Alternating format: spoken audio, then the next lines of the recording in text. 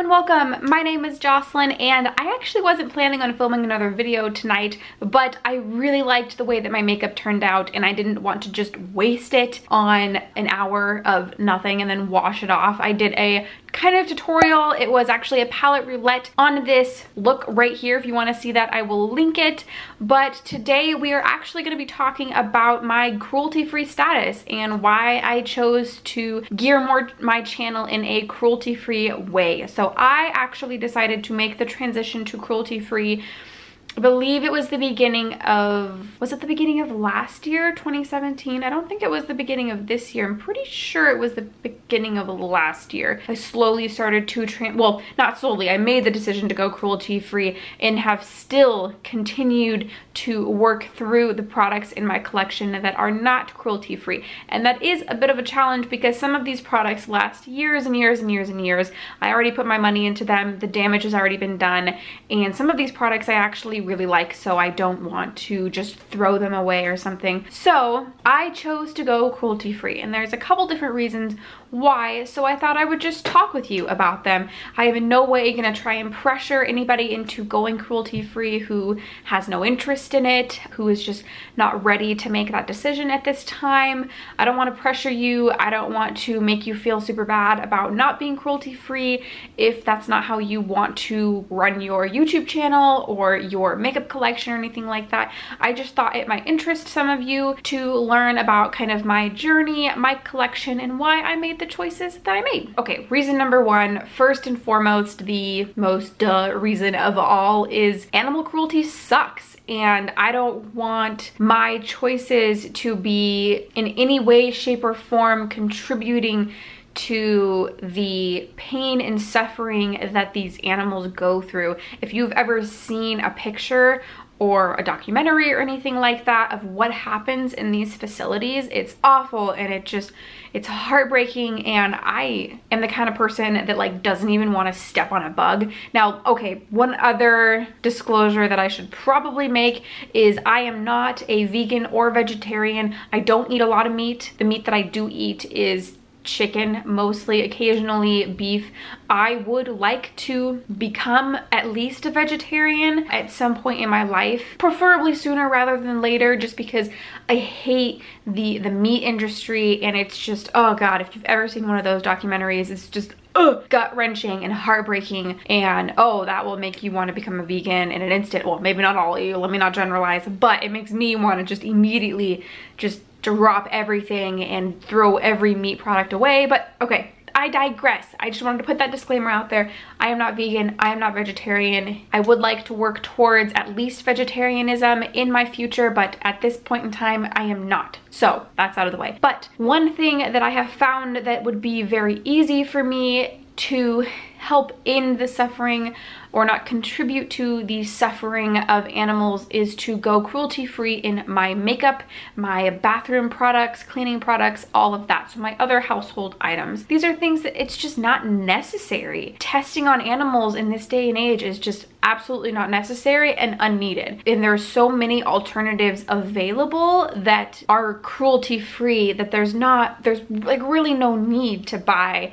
from companies and buy products that are not cruelty-free. In my opinion, there's just, oh my god, I feel like this video is gonna be all over the place. So, okay, so animal cruelty, what these animals go through, that's reason number one, is that I don't want to contribute to that to the best of my ability. Animal testing, any of that, if I can just remove myself from that situation, I mean, that's as good of reason as any. So that is reason number one why I made the decision to move to cruelty-free status. So reason number two actually coincides with the first time I ever read The Life-Changing Magic of Tidying Up. This beautiful book right here by Marie Kondo. It is the Japanese art of decluttering and organizing. Basically, what this book means is minimizing all of the stuff in your life. And I went through a decluttering journey last year and a little bit this year, and one place that I decluttered in my life was my makeup collection, of course. And just seeing all of those products was very overwhelming. A lot of things that I didn't get much use out of or didn't like using, collecting or just was building up dust in my collection. And I thought, man, why do I keep buying all of these things? I don't need to buy all of these things. And I kept thinking to myself, man, what is something I can do to minimize my purchasing? And then I thought, okay, well, I've already been wanting to go cruelty free. Why not just do that? You know, having less brands to choose from may not totally relate to me not spending as much, but at least now if I know I can't buy from a brand, I'm not going to be tempted by their new releases or products of theirs that are being hyped up. I can just shut them out completely and say, nope, I'm not purchasing from you because you test on animals. So that's kind of a long way of saying that going cruelty free gave me less purchasing options, which was okay with me, because when you really look at all of the cruelty free brands out there, there are so many. And I do want to do a video on either my favorite cruelty-free brands or just a bunch of cruelty-free brands that you should know. For example, some of my favorites, you have high-end brands that are cruelty-free. My favorite is Hourglass. Hourglass is cruelty-free and I love that. Also, Marc Jacobs Beauty is cruelty-free. That's awesome. There's a whole bunch of really great skincare that's cruelty-free. Drunk Elephant, for example. Kate Somerville, for example. Mario Badescu, I can never say that last name. Cruelty-free. At the drugstore, it does get a little slimmer, but you have Milani, NYX, Wet n Wild, Catrice, Elf. All of those are cruelty-free. There are so many options out there if you want to make that switch to cruelty-free. That way you feel good about your purchases. And in my case, I had less temptations. So if Benefit comes out with a new product, I don't even take a second glance at it because I know I'm not going to buy it because they're not cruelty free. NARS now, nope. Not even going to be tempted because I know I'm not going to support their business and purchase from them. So it does kind of limit the options in that way, but it's not so limiting that I ever feel like I'm missing out, because there are so many awesome brands out there that are cruelty free and that I can and choose to support. So I don't feel like I'm missing out in any way, shape, or form. I am very happy with my collection. I'm very happy with the brands that I am able to support and put my money in. Yes, there are some products that I loved before going cruelty free that are from animal testing companies, and that does kind of suck, but I've pretty much found alternatives that are on par, if not better, than the versions that I used to know and love. So there's that. I've been able to find substitutes for the products that I used to know and love. That's also kind of the fun of it, is that you get to start trying out new products from brands that you maybe hadn't tried before, or searching for more ethical products from brands that don't test on animals. Oh, I probably should have said at the beginning of this video that I didn't. To classify a company as non-cruelty free, they either test on animals, their ingredients are tested on animals by either themselves or a third party, their final product is tested on animals, or they sell in China. So companies that sell in China are required to test their products on animals by Chinese law. So a lot of companies, I think MAC and NARS included in this, used to be classified as cruelty free, but then made the decision to sell in Chinese markets, which means they are no longer classified as cruelty free because they have to, by law, test their products on animals. That is very unfortunate that a lot of those companies chose money over kind of the wants of a lot of their customers, as well as, you know, the lives and well-being of all of those animals that are now having to suffer. So that's kind of unfortunate. But those are some reasons why a company would be considered non-cruelty free. Those are the two big reasons why I chose to go cruelty free. Number one,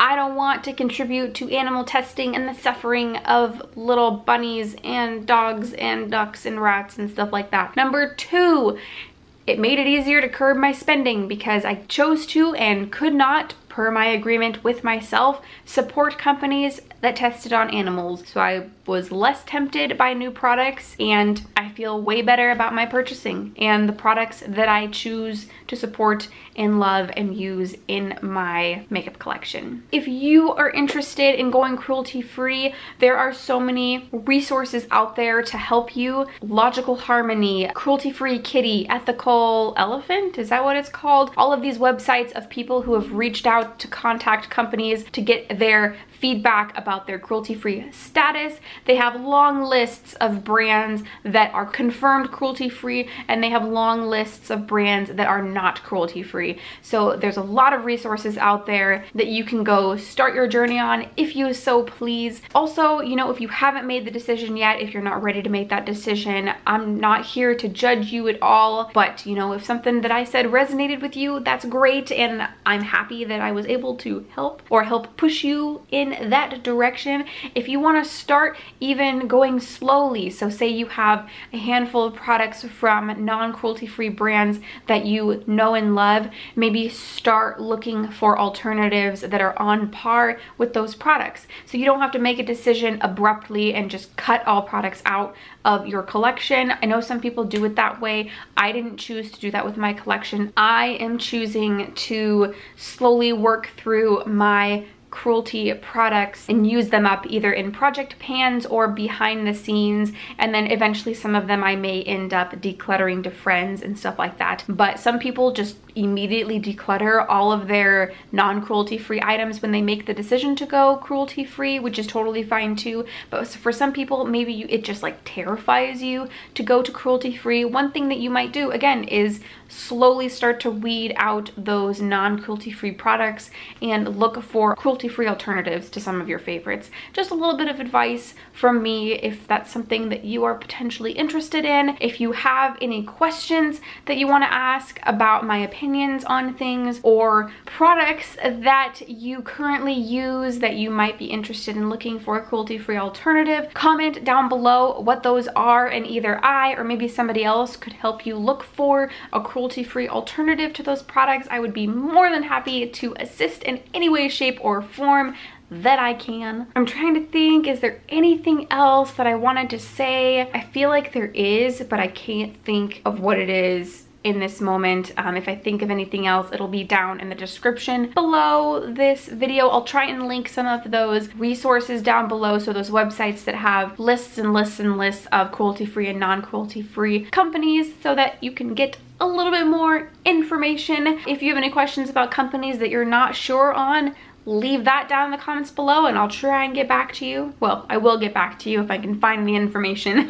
If you liked this video, don't forget to give it a thumbs up, and if you want more content from me, don't forget to subscribe and ring the notification bell. All of those buttons are down below. And I think that's everything I have for you today. Thank you so much for watching, and I will see you in the next one. Baby Swipe says, no, don't hurt my friends, my other furry friends. Guess what makes you so much different than a little bunny rabbit or a little rat? I guess you're softer.